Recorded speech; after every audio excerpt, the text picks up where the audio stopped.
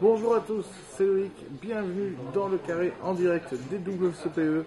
Aujourd'hui, on va s'intéresser à une personne qui vient de marquer l'histoire du poker français. Une personne qui a été décriée autant qu'aimée, une personne d'une intelligence rare et d'une gentillesse à toute épreuve. Aujourd'hui, on a rendez-vous avec Monsieur Roger Erabédian.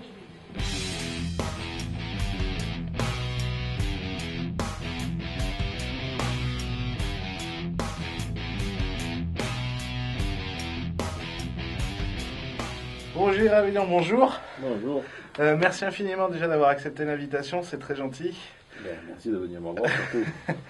Il y a 24 heures maintenant, vous avez un peu marqué, on va dire même beaucoup marqué l'histoire du poker en France, puisque vous êtes devenu le premier joueur à gagner 2 bracelets. Je me rappelle il y a 2 ans, quand vous aviez gagné avant de gagner votre premier bracelet, vous avez dit j'aimerais enfin gagner un bracelet, celui que tout le monde a, et puis j'aimerais bien essayer de marquer un peu l'histoire. Là j'ai envie de dire c'est coup double quoi. C'est plus que tout coup double, puisque pour moi, gagner un bracelet, ça correspond à un sport, aller aux Jeux Olympiques. C'est-à-dire quand on fait un WSOP, c'est comme si on allait faire les Jeux Olympiques en sport.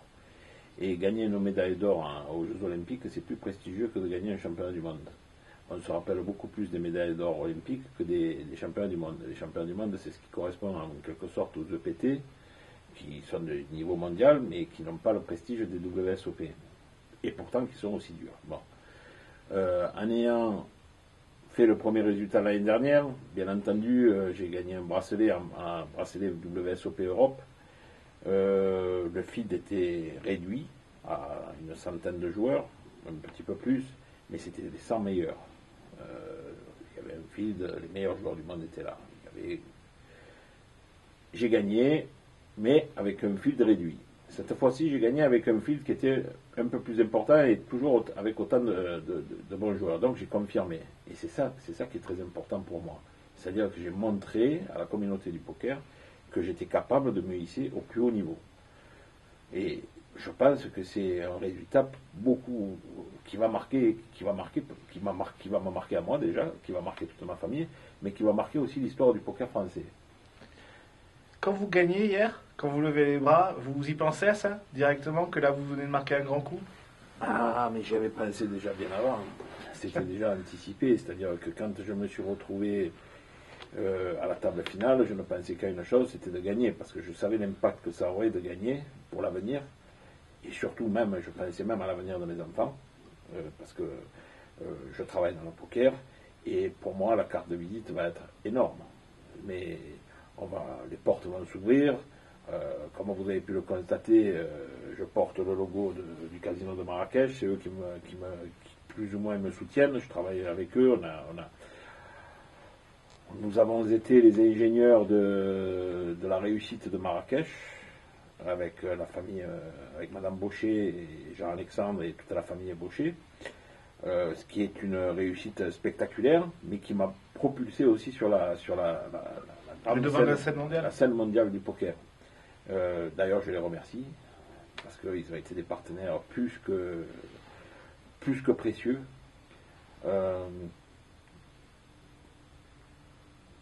Maintenant, 2 bracelets, c'est confirmé. Je pense que plus grand monde va oser critiquer ma façon de jouer, même si encore ça continue un peu sur les forums, qui ne comprennent pas certains moves que je fais. C'est vrai que j'ai un jeu spécial, mais c'est un jeu calculé. C'est un jeu calculé au fil des années. Comme disent beaucoup de joueurs, je suis un vieux renard. Il ne faut pas trop me sous-estimer quand même. J'ai été jeune avant tout le monde, bien entendu, et j'avais le jeu, je pratiquais le jeu qu'ils ont. Je l'ai pratiqué avant eux. J'ai fait ces moves spectaculaires avec des mains light, tout ça je sais faire. Mais à la fin du compte, il n'y a que le travail qui paye. J'ai compris au fil des années qu'il fallait être sérieux, qu'il fallait travailler beaucoup. Je suis allé dans ce sens, parce que mettre un tournoi en péril parce qu'on a un coup de sang ou qu'on veut montrer quelque chose de spectaculaire, bon, moi je ne vais pas mettre en péril une table finale de poker, une table finale d'un WSOP sur un coup parce que j'ai un peu tilté ou ci ou là. On doit avoir la maîtrise quand on arrive à ce niveau-là. Et c'est là où on va montrer les qualités d'un grand champion, comme un sport, ou dans tout autre corps de métier. Le chirurgien, quand il est devant son patient, il ne faut pas qu'il tremble. C'est du live. On n'est pas derrière un ordinateur à pouvoir faire une faute que personne ne voit. Là, on est en live et on va payer les pots cassés quand on va faire une demi-faute. Et c'est vrai que j'ai une expérience qui est quand même assez forte de toutes ces tables finales télévisées qui ne me mettent aucune pression maintenant. J'avoue que les premières me mettaient un petit peu mal à l'aise parce que je savais qu'on était vu, qu'il y avait des milliers de téléspectateurs qui nous regardaient. Et donc, on a un petit peu la pression. Aujourd'hui, c'est plus le cas. Donc, c'est déjà un grand pas en avant par rapport à certains autres joueurs. J'ai repéré chez certains jeunes qui passent aux tables télévisées pour la première fois qu'ils ont une petite pression. Et pour moi, c'est un atout. Ça devient un atout. Et je profite de toutes les armes qui me sont offertes pour essayer d'arriver à mes fins. Le moindre détail est précieux. Le moindre tic qu'on peut, le moindre indice qu'on peut récupérer, ça va faire partie de mon jeu. Et il ne faut pas croire que je joue au hasard et que je fais n'importe quoi, comme certains le disent. Tout a été calculé dans la finale avec Eric Seidel, qui n'est pas le premier venu, bien entendu. Il a 8 bracelets, c'est une machine. C'est une machine. Personne ne s'en rend compte. Quand on regarde le streaming, bien entendu, on a l'impression que le garçon est dépassé, mais il n'était pas dépassé du tout. C'est moi qui ai mis une pression forte parce que j'ai trouvé une petite faille chez lui dans sa façon de jouer qui est. C'est pas que j'ai trouvé une faille, c'est que les cartes me sont venues au bon moment et j'ai su profiter de ces moments-là pour le blesser. Comme sur un ring, quand on est face à un adversaire, qu'il faut donner des coups avant de mettre KO. Et j'ai su frapper au bon moment. On a pu constater que j'ai fait des bluffs au bon moment. J'ai fait des call light aussi, quelques call light, justement, quelques 3 bet light. J'ai fait des 3 bet light, bien entendu. Enfin, toute la panoplie est passée. Faire des value bets sur des 4e paires, des 5e paires du flop pour justement le blesser et le diminuer petit à petit et l'atteindre. Et c'est ce que j'ai bien réussi à faire. Et lorsque nous avons eu la pause, dans le dernier round que nous avons joué, j'avais décidé de changer de rythme complètement pour le déstabiliser complètement. D'ailleurs, on voit que dès qu'on démarre la partie, dès que j'ai eu As-Valet 2 fois, j'ai pas essayé de faire un re-raise, c'était directement all-in. 2 fois all-in, 3 fois all-in, pour qu'il y ait le doute qui s'installe à lui, parce que je n'avais pas fait encore ces moves-là, je l'avais jamais fait encore. Donc je lui ai envoyé 3 fois tapis pour qu'il commence à se poser des questions, en espérant que j'ai la rencontre favorable pour lui jouer le même jeu. Et que là, à ce moment-là, ils sont condamnés à mettre. C'est ce qui s'est passé, comme dans un rêve. Ça a été. J'ai eu 2 rois sur 2-8. Bien entendu, il a été obligé de payer. En tête-à-tête de 8, c'est inévitable. Il a été obligé de payer. Les cartes auraient pu être inversées. Moi, j'ai pas le même style de jeu. Je n'aurais pas payé avec 2-8. Je n'aurais pas mis ma finale avec une paire de 8. Mais bon, eux, c'est leur façon de jouer. Les Américains, je sais qu'une paire au-dessus du 6. À partir du 6, ça y est, c'est tapis en tête-à-tête. Et je pense qu'ils doivent avoir raison.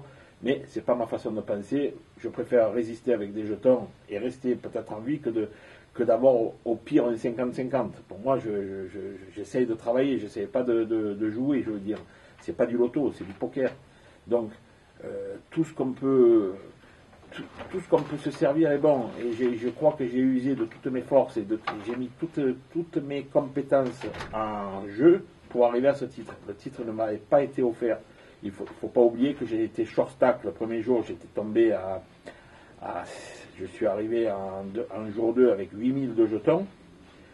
Que j'aurais dû sauter 2 fois, puisque j'ai eu une paire de 10 avec 8000 de jetons devant quand les blends sont à 400-800. Je ne sais pas comment on peut éviter de sauter. J'ai fait un mini raise à 1600. Filet de mout à ma gauche, j'étais en UTG. Filet de mout à ma gauche m'a fait 3002. À ce moment-là, je crois qu'il n'y a pas d'échappatoire. Mais comme j'étais persuadé qu'il avait les as ou les rois, je ne vois pas pourquoi je vais mettre mon tapis parce que j'ai 2-10. C'est complètement ridicule quand on sent que la personne, vu sa position et vu la personnalité du joueur et vu les jetons qu'il avait, il n'avait pas besoin de faire ce move-là. Il venait de me voir encaisser un coup quand même qui m'avait permis de doubler puisque j'étais tombé à 4000. À 4000, je suis monté à 12 000. Je ne vois pas pourquoi il va m'attaquer s'il n'a pas mieux que les dames. Donc j'ai foldé ma paire de 10, et j'ai foldé aussi sur un flop As, Dame 5, j'ai foldé mon As 5. J'ai réussi à folder As 5 quand j'ai 13 000 de jetons. Sur le flop, je check, l'adversaire me met 3 000, je paye les 3 000 bien entendu. J'aurais pu envoyer tapis, bien entendu, à ce moment-là, c'est ce qui doit se faire normalement.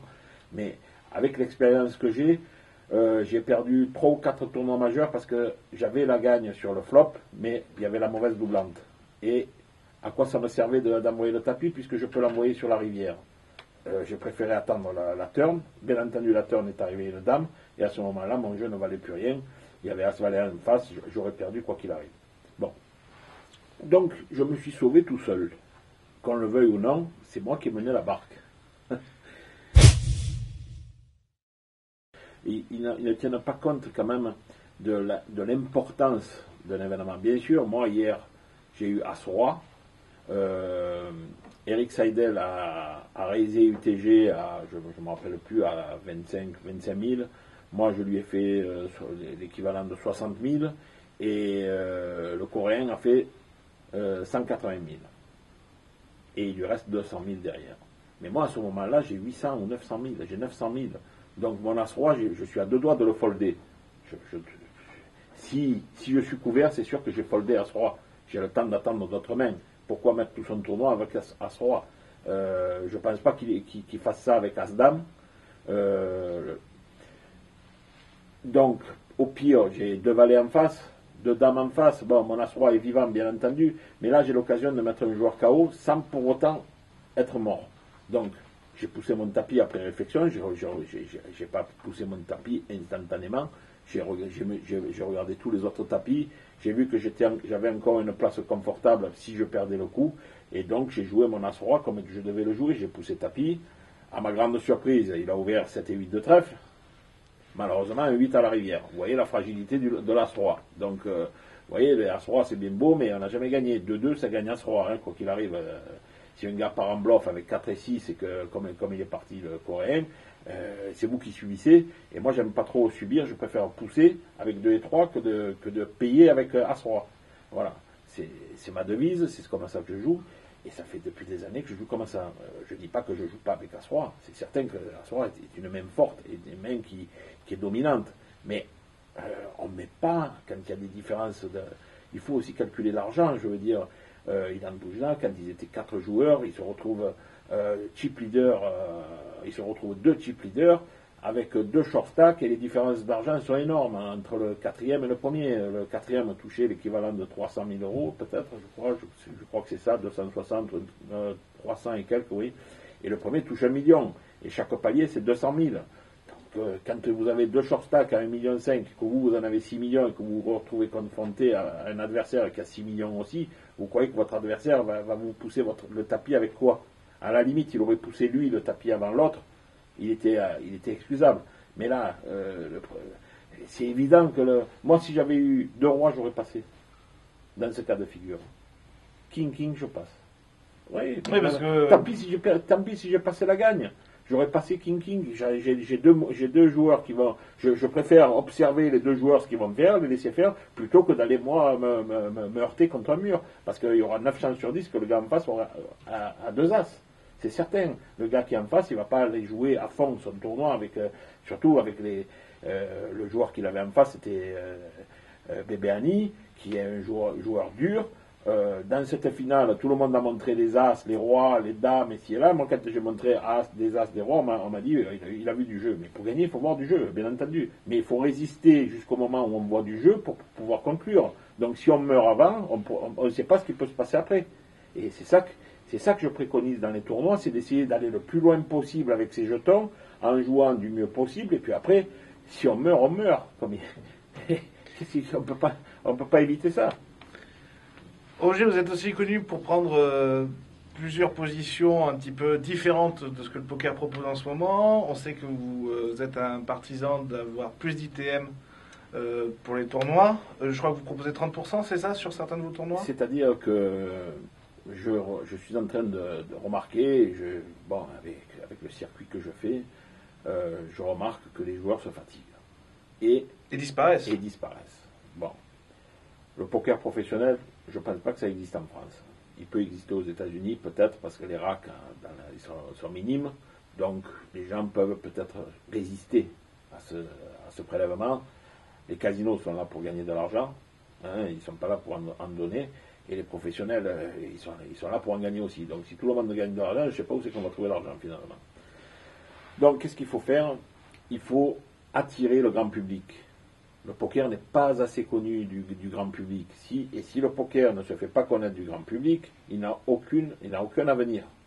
Donc, pour espérer avoir un avenir et pour le bien de tous, il faut qu'il y ait un maximum de joueurs payés, qu'il y ait la joie de pouvoir faire un petit résultat à leur niveau, parce qu'il n'y a pas que des professionnels, il y a des passionnés de poker qui veulent aller faire des tournois, mais qui veulent pas mettre le fruit de leur travail dans un buy-in.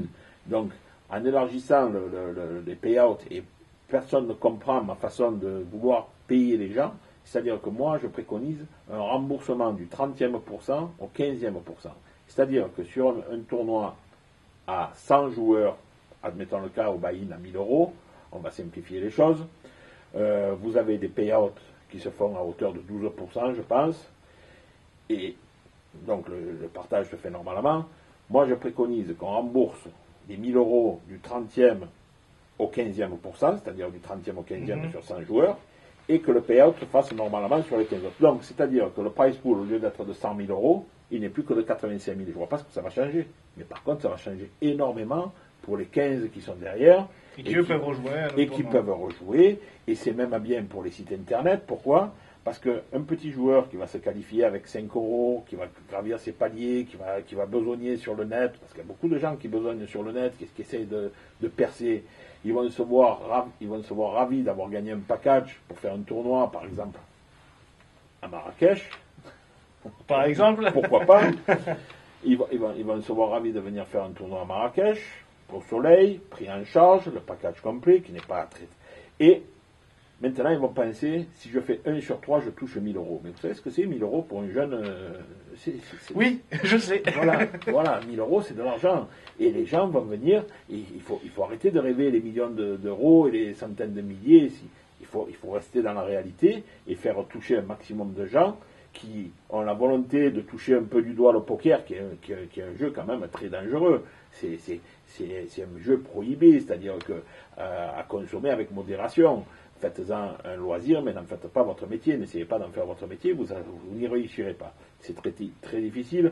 On doit être 2% ou 3% à pouvoir résister. Et encore, on résiste. Hein.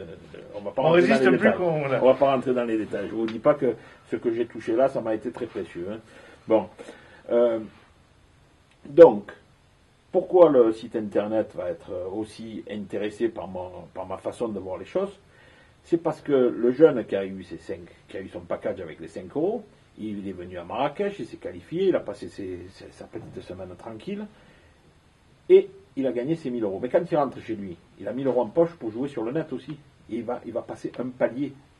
Et je pense personne n'ose essayer. Personne n'ose essayer, pas même Marrakech. Marrakech a essayé avec 20%, mais c'est normal. Ils ont l'appréhension de faire une erreur et que ça n'attire pas les joueurs. Mais moi, avant d'en arriver là, j'ai questionné les joueurs amateurs, bien entendu, des joueurs qui veulent faire du poker un petit loisir, comme on va au golf, comme on va au tennis, ils viennent faire un tournoi de poker, ils viennent rencontrer des gens, passer un week-end agréable, se mettre au soleil, prendre des bains à la piscine dans des hôtels 4 étoiles où on a tout préparé pour... à un moindre coût, parce que c'est des pays où on peut organiser des beaux événements en négociant au maximum et on connaît les infrastructures au Maroc. Je crois qu'un rapport qualité-prix, il n'y a pas mieux. D'ailleurs, le succès est là. Oui. On a beaucoup travaillé pour en arriver là. J'ai eu la chance d'avoir une équipe très solide qui m'a suivi dans mes idées. On n'a pas les mêmes cash games qu'en Europe. J'ai voulu préserver les joueurs amateurs en faisant des décaves toutes les heures et demie pour pas que les joueurs amateurs, sur un coup qui n'arrivent pas à gérer, se livrent leur tapis, alors qu'ils auraient pu Et puis ça fait durer aussi les parties, parce que généralement les gagnants, ils ont toujours rendez-vous avec leur femme, ou il faut qu'ils aillent rentrer les petits à l'école, ou si voilà. Donc ça fait durer les parties, et ça nous a réussi. Ça a été une réussite assez impressionnante, et on continue à aller dans cette voie. Je ne pense pas qu'on changera dans tout le Maroc. Ils ont adopté cette politique que j'ai mise en place, et ils m'ont suivi dans tous les casinos du Maroc, c'est la même chose. C'est toujours la décave au bout d'une heure et demie. Et je pense que c'est l'avenir. C'est l'avenir de pouvoir autoriser les gens à se décaver. Pourquoi? Parce que les professionnels se plaignent de cette méthode parce qu'ils pensent qu'ils ne peuvent pas gagner assez d'argent. Mais là, s'ils jouent entre eux, ils ne peuvent pas gagner. Une lime contre une lime, ils ne sont rien. Tandis que là, en jouant avec des amateurs, en rentrant dans le jeu et en rentrant dans la façon ils vont faire des rencontres avec des joueurs qui ne sont pas aguerris, mais qui viennent prendre leur plaisir. Il ne faut pas oublier qu'un casino, c'est un marchand d'adrénaline. Et les gens, ils viennent prendre du plaisir. Il ne faut pas rentrer dans un casino et voir 8 professionnels assis, figés sur la table, en train de regarder leurs cartes, les folder, et après regarder le bouquin ou regarder l'iPad ou si là. Il faut arrêter tout ça. Il faut arrêter. D'ailleurs, il n'y a plus de succès pour le poker en France. Tout le monde abandonne parce qu'on a trop favorisé les pros et on n'a pas assez protégé les amateurs. Vous pensez que le poker en France, il est encore sauvable, Roger, ou pour vous, c'est presque trop tard entre l'Argel, le fisc, etc. C'est sauvable, bien entendu, mais il faut changer. Il faut changer la mentalité. Il faut arrêter de penser que les joueurs de poker gagnent des fortunes. Les joueurs de poker sont très réduits. Ils ne peuvent pas résister. Il y a les frais qui courent. On paye des taxes sur les tournois. Quand on participe à un tournoi, on paye déjà 10%, quoi qu'il arrive, plus les 4% à l'État, ça fait 14%. Combien il faut payer? Et encore, ils veulent encore prendre sur les... D'ailleurs, il y en a beaucoup qui ont abandonné. Il y a beaucoup de grands talents qui ont abandonné, qui préfèrent ne pas continuer parce qu'il n'y a plus rien, il y a plus rien de motivant. Mais pourquoi ils ne vont pas voir les joueurs de loto alors à ce moment-là? Et les joueurs de roulette et les joueurs de course aux courses, il y a des joueurs de course qui sont plus adroits que d'autres. Mais alors pourquoi ils ne sont-ils pas taxés alors à ce moment-là? Non, il faut revoir les choses. Et je pense que le poker peut être une solution pour pas mal de choses et peut absorber justement un certain chômage, peut créer des emplois, comme aux États-Unis, ils viennent de réfléchir et ils viennent de justement libéraliser les sites dans certains États parce qu'ils savent que ça va créer des emplois et la jeunesse va s'intéresser à ce jeu et ne va pas être ailleurs que dans les tournois. Et puis c'est des lieux de rencontre. C'est un beau sport, je veux dire. Pourquoi le pénaliser? Pourquoi le sanctionner? Bon, le poker il y a 20 ans, 25 ans, c'était un poker marginal, ok. Ça se jouait dans les bistrots, j'ai connu tout ça, et même mieux que ça. J'ai même j'ai même joué dans des caves, et ci et là, on fait le complet. Mais aujourd'hui, c'est devenu un sport noble. Grâce à notre ami Bruel, qui a été un peu le précurseur. Démocratiser tout ça. Qui a été le précurseur. Et aujourd'hui, il faut aider le poker. Les rooms. Pourquoi je ne suis pas sponsorisé? Parce que les rooms n'ont pas les moyens de me sponsoriser. C'est pas parce qu'ils ne me veulent pas. C'est parce qu'ils n'ont pas les moyens. Ils sont trop tenus par l'argel, ils sont trop tenus par les frais, et d'ailleurs, il n'y a plus de rooms pratiquement. Il reste 4 ou 5 rooms en France. Bon, il y a les 2-3 mastodonte un peu. Mastodonte, dans l'ordre, ça va être PokerStar, Winamax, il y a photo entre les deux, et puis PMU qui est pas loin derrière, et puis après, il y a les autres qui essaient de s'accrocher. Et c'est assez difficile de vouloir me sponsoriser. Je vais pas aller demander un sponsoring à 20 000 euros, je veux dire. Donc, ils me proposent même pas parce qu'ils pensent que je dois être tellement exorbitant au niveau vu le volume de tournois que je fais, qui m'approche même pas, je veux dire. Mais je pense qu'il y a quelque chose à faire et je pense que les casinos sont en grand danger s'ils ne réagissent pas assez rapidement. D'ailleurs, Bayer je pense qu'ils viennent de prendre une décision d'arrêter le poker live dans leur casino. C'est bien dommage. Pourquoi arrêter le poker alors que nous, au Maroc, on a prouvé que c'était viable? Bon, c'est pas la même législation, d'accord, mais quand même, il y a un engouement pour ce jeu. Les gens se passionnent pour ce jeu. Donc, il faut réagir. Il faut réagir et vite. Dernière question, Roger. Le jour où vous arrêterez le poker et que les futures générations parleront de vous, et je pense qu'avec Souvenez de Serre, il y en a beaucoup qui parleront de vous. Bah, je sais pas, ou la retraite. En tout cas, vous aimeriez qu'on retienne quoi, et de l'homme et du joueur? Vous aimeriez qu'on dise quoi sur vous? Ce que j'aimerais qu'on dise, c'est que j'étais un guerrier. Parce que le poker, ça ne se gagne pas avec la technique. Une guerre, ça ne se gagne pas avec la technique. Je l'ai répété encore hier ou avant-hier. J'ai dit, la technique, c'est, bon, allez, 20% dans une guerre. Mais une guerre, ça se gagne avec des guerriers. Et il faut avoir le mental d'un guerrier pour gagner. Il ne faut pas oublier que j'ai pris quand même 2 énormes bad beats en finale qui ont failli me coûter le bracelet, puisque le 6 à la rivière de Seidel et le 8 à la rivière du Coréen, et je ne sais pas s'il y en a beaucoup qui auraient pu résister à ça, et je pense qu'ils auraient baissé les bras. Ben, moi non, j'ai eu le mental et je suis reparti, surtout avec l'expérience et surtout parce que j'ai le mental d'un ancien sportif, et ça me sert beaucoup, et le vécu. Le vécu, quand on a pris... vous pensez bien qu'en 20 ans, des bad beats, j'en ai connu, je les ai tous connus, voilà, sous toute forme, je les ai tous vus, je les ai tous les 0%, les 2%. Et des 2 mois et des 3 mois sans toucher... bon, on va pas verser des larmes là-dessus, parce que d'abord, j'en ai plus de larmes, je ne peux plus en verser, et que ça sert à rien, je veux dire. Vous avez pris le bad beat, il faut assumer, il faut rester stoïque, et essayer de repartir. Comme dans un match de boxe, quand on vous a mis KO, mais que vous êtes à moitié KO et que vous essayez de reprendre votre souffle et vous essayez de ne pas subir le KO total. Et c'est ce que j'ai fait pendant cette finale. Je suis reparti comme un vrai guerrier et j'ai vaincu. Voilà, et personne ne peut me reprocher de ne pas avoir fait le nécessaire pour gagner. Ça n'a pas été facile, je veux dire. Bien sûr, j'ai reçu des cartes qui m'ont aidé, mais j'ai reçu des cartes qui ne m'ont pas aidé. Je veux dire, quand ils attrapent un 6 à la rivière ou un 8 à la rivière et que ça me déstaque complètement, à quoi ça a servi que j'ai eu toutes les cartes avance? À rien, si je me retrouve. Donc, c'est moi qui suis allé chercher la win, en quelque sorte. Bon, après, j'ai été récompensé, j'ai eu 2 rois sur 2 8. Bon, ben, ça fait partie du jeu. Je ne vais pas m'en plaindre. Roger, je vous remercie infiniment d'avoir accepté l'interview. Je vous remercie infiniment de nous avoir laissé ce moment. Et puis, Par contre, un dernier mot, je ne comprends pas comment ça se fait que les médias ne s'intéressent pas plus à des résultats aussi spectaculaires que de gagner un bracelet, comme on gagne une médaille d'or aux Jeux Olympiques, quand un sport qui est peut-être pas spectaculaire, quelqu'un qui tire à l'arc, qui gagne une médaille olympique, il passe aux informations, il passe... Non, il n'y a rien, quoi, je veux dire. Et c'est ça qui va aider le poker. C'est là où le grand public va connaître le poker, va connaître ses joueurs, va connaître par qui ils sont représentés, parce qu'il ne faut pas oublier qu'en France, maintenant, on commence à rivaliser les États-Unis, on a des excellents joueurs qui font des résultats depuis déjà quelques années, comme Elki, Benjamin Pollack, nous avons Fabrice Soulier, Kita et j'en oublie, après vous avez encore la garde derrière, les Alain Roy, Antonin Tesser, Antonin Tesser, mon ami Antonin Tesser, qui a à peu près le même gabarit que moi, hein, à croire que c'est le sport pour les gros. J'ai toutes mes chances, alors c'est bon.